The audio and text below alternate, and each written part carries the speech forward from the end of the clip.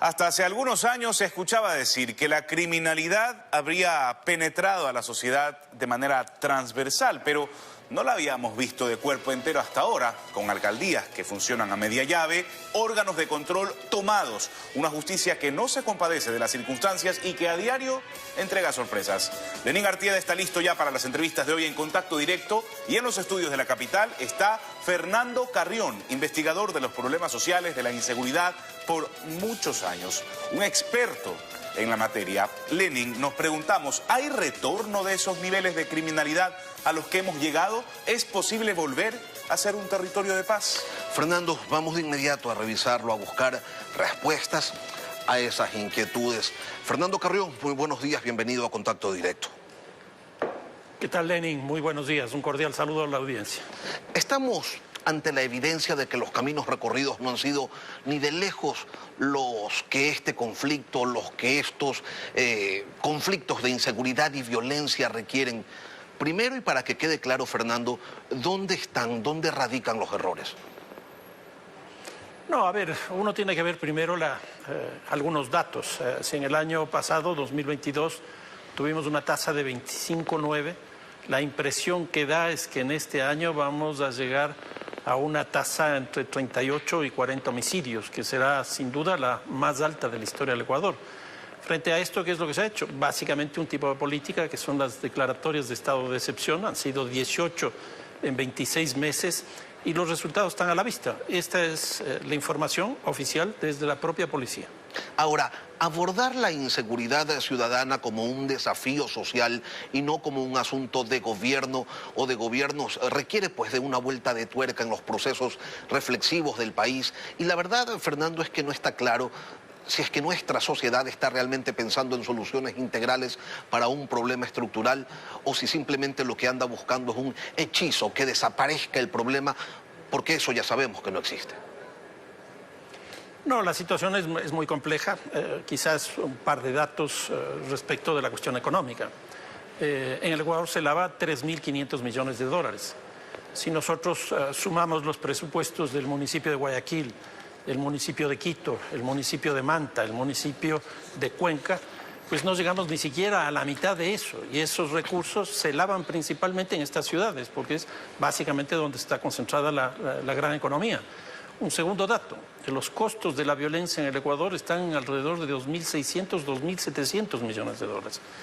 ¿Dónde se va esto? La pérdida de vidas humanas, los costos de salud en las personas, lo que hace el sector privado para mejorar su seguridad. Esto es, por ejemplo, Paredes, contrata de seguros, guías, policía privada, etcétera, etcétera. Es una cantidad muy grande. ¿Quién paga eso? Pagamos todos nosotros a través del pago de los productos. Y un tercer dato que también es muy preocupante, que el presupuesto del gobierno nacional en términos de la seguridad es de alrededor de 3.000 millones, 3.200 millones de dólares. Si ustedes suman esto, pues el monto es francamente casi 8.000 millones de dólares y no se está viendo desde la perspectiva económica esta situación. Ahora, ¿por qué? ¿Por qué si hay tanta inversión o tanto gasto en esta materia, en estos asuntos, se va perdiendo la guerra? Pues ahí hay dos razones. Una, porque la inversión no está bien hecha, no está bien canalizada. Y por otro lado es que la capacidad del gasto que tiene el Estado ecuatoriano es bajísima. Hemos visto en estos días datos del diario Expreso donde nos muestran claramente que, por ejemplo, en el SNAI la capacidad de gasto no llega al 7-8%. Una cosa similar en el Ministerio del Interior. Entonces, con esa capacidad de gasto, pues francamente es muy preocupante porque no se puede hacer más. Por ejemplo, los policías hoy día se financian principalmente a través de ciertos municipios. O los propios policías tienen que pagarse su comida, su estancia. Hay una universidad en Guayaquil que brinda pues hotelería, llamamos así, a 220 policías. Eso es francamente paradójico. Se viven tiempos electorales y podría pensarse en que no hay mejor momento, Fernando, para un debate serio y profundo sobre el tema de las violencias, pero usted, que es un analista, un investigador de estos temas, ¿lo ha encontrado? ¿Ha podido quizás identificar una propuesta seria, no populista, acorde a las necesidades de desarrollo del país, pero sobre todo de sus sectores más deprimidos? La verdad es que en esta campaña electoral, que bueno, ahora la primera vuelta será el 20 de agosto próximo, es decir, estamos prácticamente a las puertas, de los programas que yo he tenido la posibilidad de leer, de los 8 programas, pues la visión que se tiene respecto de la seguridad es muy primaria. Yo no veo mucha claridad respecto de eso y la mayoría está dirigida hacia la campaña electoral, bueno, en cierto sentido justificado, y en esa perspectiva lo único que hay es mano dura.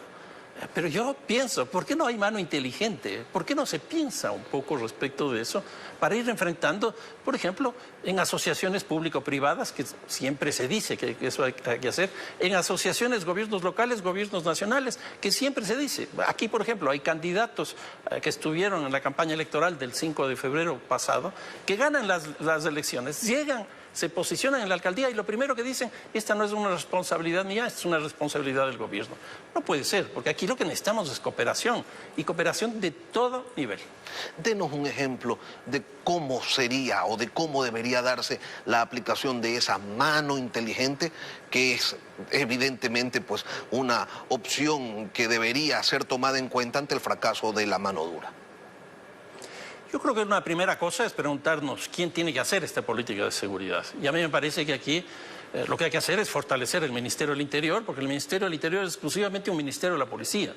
En ese Ministerio del Interior debería estar efectivamente la policía, debería estar el SNAI, debería estar todo el sistema de inteligencia, y de ahí deberían surgir 3 políticas.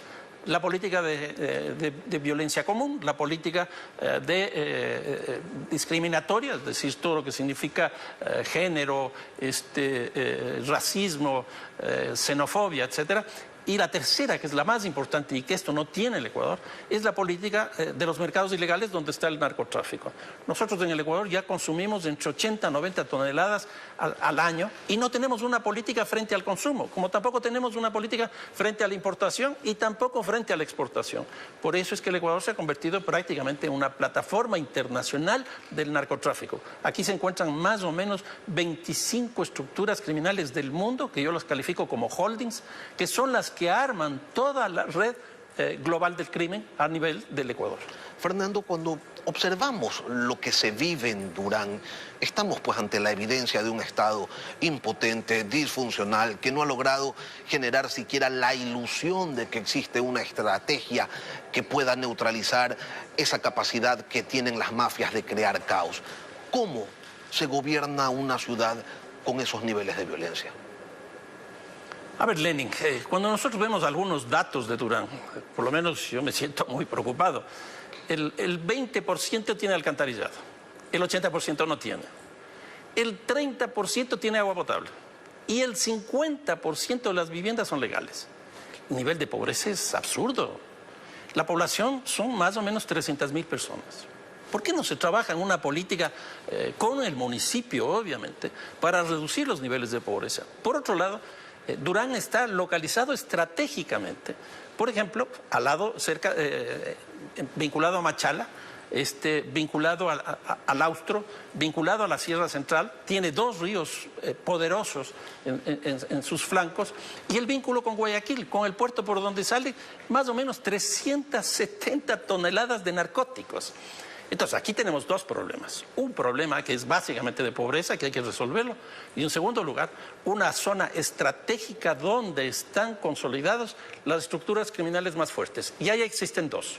Una, lo que es los Latin King, y otra, lo que son los Chona Killers. Si no se resuelve eso, pues va a ser francamente muy difícil. Es decir, ingobernable Durán. Eso no va a cambiar mientras no haya esa transformación que además no es de la noche a la mañana. Y lo más grave, Lenin, es que no es la única ciudad que está en esas condiciones. Cuando nosotros vemos cuáles son las ciudades que tienen las tasas de crecimiento más altas en este 2023, pues están básicamente en 6 provincias: Esmeraldas, Manta, Los Ríos, Guayas y Sucumbíos, que son las provincias por donde entra la droga, por donde sale la droga, por donde se produce cocaína y por donde se consume esa droga. La situación es francamente muy compleja. ¿Y qué es lo que tenemos? Un cambio de gobierno de aquí a 3 o 4 meses, con lo cual va a ser muy difícil que en este gobierno se pueda hacer algo distinto. Probablemente lo que más se puede hacer es más de lo mismo. Y el próximo gobierno, con estas propuestas que nosotros estamos viendo en términos de los planes de gobierno, pues francamente yo soy bastante pesimista. Hasta hace algunos meses, Fernando, la declaratoria de estados de excepción suponía un repliegue de las mafias, o al menos eso era lo que se percibía, pero ya hoy ni eso. Y no importa lo que las fuerzas del Estado proyecten, porque las mafias siguen en lo suyo. ¿Qué es lo que está pasando, Fernando? ¿O qué es lo que se puede intuir que está pasando al interior de esas fuerzas de seguridad? Porque se supone que es allí donde se construyen, me refiero a la policía y a las Fuerzas Armadas, se supone que es allí donde se construyen y desde donde se plantean las estrategias que luego la institucionalidad civil aprueba para que se ejecuten. Bueno, aquí lo que tenemos es esto que decía hace un momento, las declaratorias de estado de excepción. Yo al principio creí que iban a ser interesantes porque la población, que es la víctima de todo esto, generalmente reclama presencia de la policía y presencia de las Fuerzas Armadas en la calle. Pero ¿qué es lo que ocurre? Después de 18 estados de excepción, lo que estamos viendo más bien es una reacción contraria de la ciudadanía.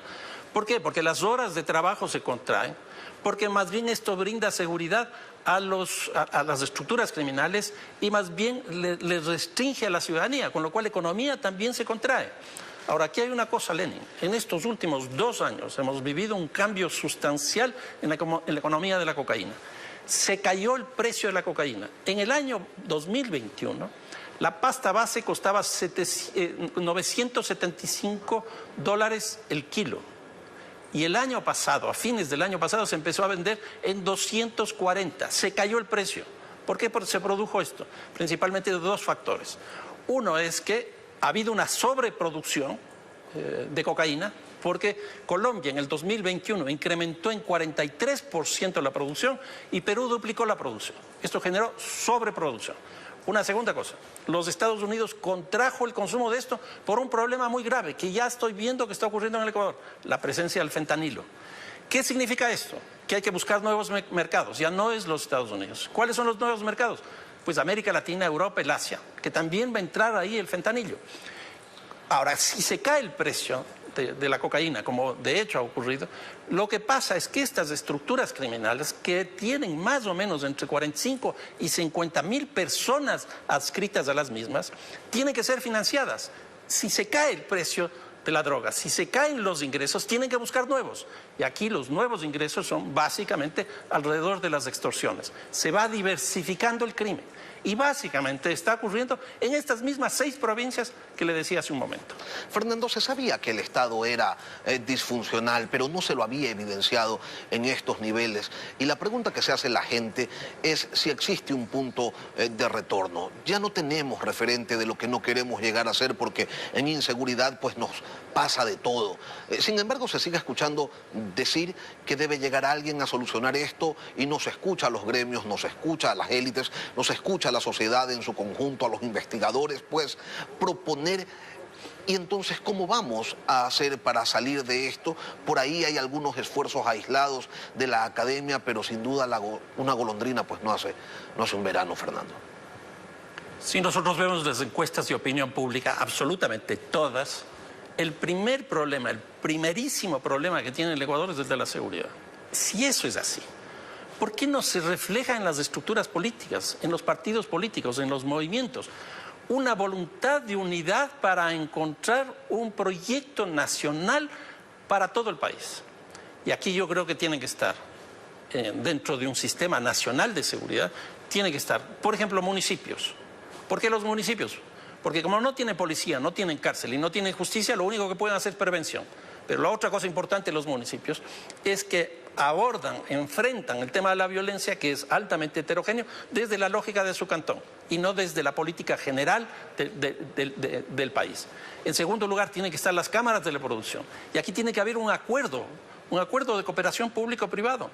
En tercer lugar, tienen que estar las universidades y los colegios. No solo porque ahí se estudia, no solo porque ahí se aprende, sino que nosotros sabemos que el ingreso a esos lugares son lugares de consumo de droga. y finalmente tiene que estar todo el sistema de transportación. Si no se logra armar una estructura de ese tipo para responder a las demandas nacionales, a las demandas de toda la población, pues esto va a seguir exactamente igual. Fernando Carrión, investigador, experto en temas de seguridad, gracias por acompañarnos esta mañana aquí en Contacto Directo. No, muchísimas gracias, Len.